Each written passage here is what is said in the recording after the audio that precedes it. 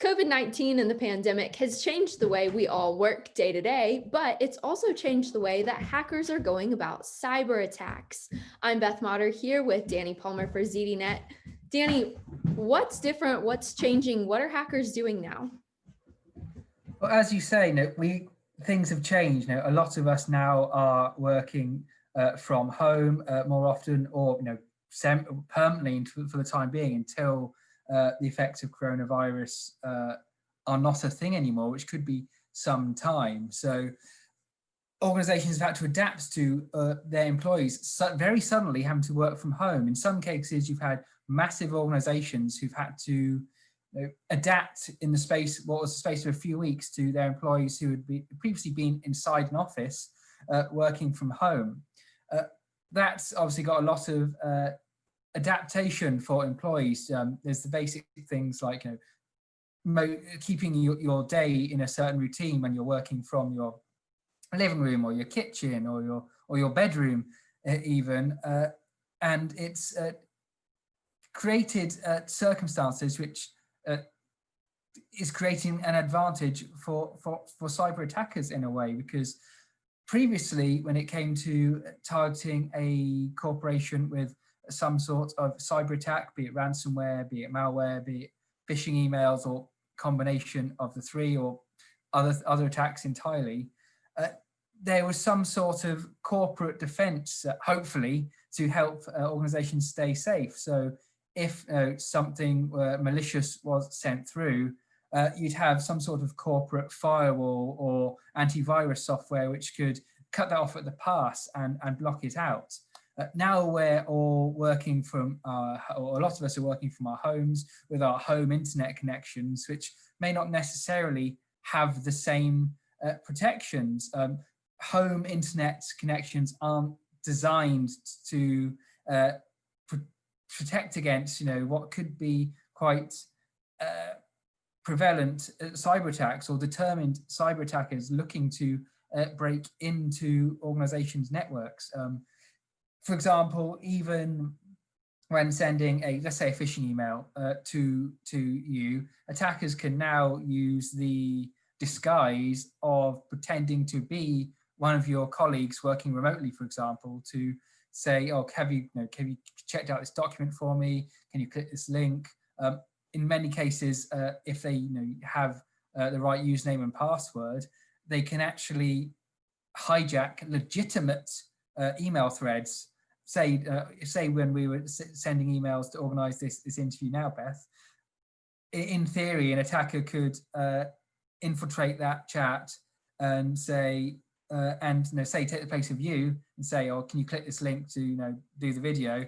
They could using your address send a malicious link, and in many 99% cases people would go click that. Oh, I know this person, I am clicking that link, which opens a doorway for this sort of thing. Because even if you are suspicious now, the way that we're all working from home remotely means it's not easy to check with people if they send that. I mean, if you're sitting next to someone in the office, or at least in the same floor of a building as them, you could wander over and say, hey, can you just confirm you sent this message?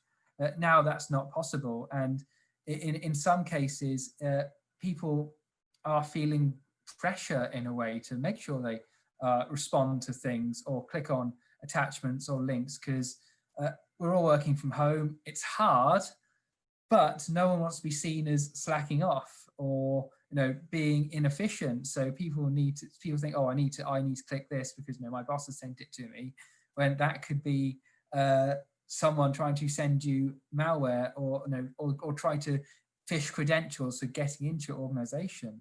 What's also made this more complicated now is the way we are working, in that in some cases people might not have a laptop or a computer of their own, so they've been providing their work laptops, and that's being used for everything in their homes. So they're using that for personal email, they're using it for streaming, they're using it for playing games. And that creates another opportunity for attackers to get onto infiltrate a network, because in theory, attackers, this would be a more potluck sort of a spray and pray type of attack.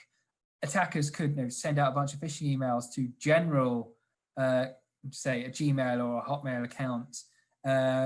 Could be quite generic. Say you get a lot of emails saying your Apple invoice, for example, has come through. Click here. Even those things, it gets a foothold onto a device which is likely now going to be a corporate device. So even those are providing attackers with a doorway in to networks. And the unfortunate situation as well is, I mentioned how we're all on home networks now. That means, if an attacker somehow compromises someone on your home network, say, a member of your family or your partner or one of your kids even, or say you're in a flat share with a bunch of people, one of your housemates, in theory, they could get compromised by an attack, which could ultimately, because you're on the same network, leave you open to attacks if the attacker can sort of laterally move across. So this whole scenario has created a really interesting time for attackers, because there's a lot of barriers now which existed previously in terms of corporate defenses, which we don't have in our homes, which means it's tricky, especially when we're all under a lot of pressure when working from home, and the whole world in 2020 is quite stressful anyway. It's very easy just to click on another email and potentially open the door to cyber attackers infiltrating your network. Yeah, 2020 has been stressful to say the least. And now we're throwing in attacks from home. We're using our devices all the time. Like you said, some of us don't have personal devices. So this laptop here is turned into our personal laptop, even though it probably shouldn't. So Danny, what are ways that we can protect ourselves? Is it using a work VPN? Is it having a specific network just for work? What do we need to do to stay safe? One of the most logical things there, as you mentioned, would be using a different network for work. Just splitting off your internet connection to do that. Although that's tricky, because that for people who are technology minded, that might be simple enough. But asking people who have never worked from home before to now adjust their internet settings is going to be tricky.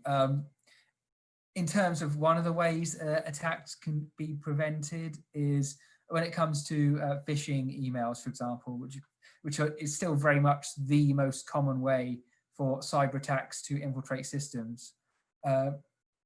Employing multi-factor authentication at a corporate level provides a big barrier to stopping attacks being successful, because even if the attackers manage to let's say they manage to steal credentials from somewhere and